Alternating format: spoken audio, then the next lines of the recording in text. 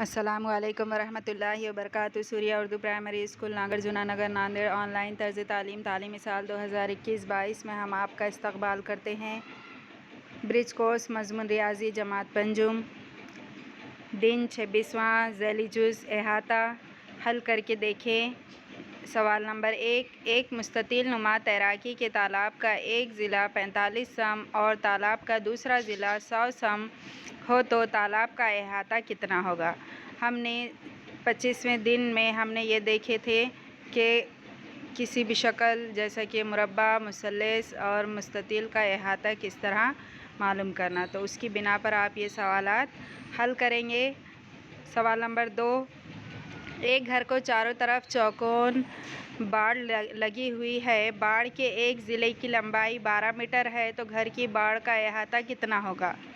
یعنی کہ باڑ مربع نما ہے، اس کا ایک ضلع 12 میٹر تو 4 ضلع بھی اس کے 12 میٹر ہو گئے۔ اس بنا پر آپ اس کا احاطہ معلوم کریں۔ سوال نمبر 3، ایک مربع کا احاطہ 36 سم ہے تو اس مربع کی لمبائی کتنی ہوگی؟ سوال نمبر 4، 200 میٹر احاطے والے کھیت کو دوہری باڑ لگانی ہے تو کتنے میٹر تار لانا پڑے گا؟ سوال نمبر 5، ایک مربع نما کیرم کے ہر ضلع کی لمبائی 70 سم ہے تو اس کیرم کا احاطہ کتنا ہوگا؟ ان ویڈیوز کو زیادہ سے زیادہ دیکھیے، لائک کیجیے، شیئر کیجیے اور سبسکرائب کیجیے۔ اللہ حافظ۔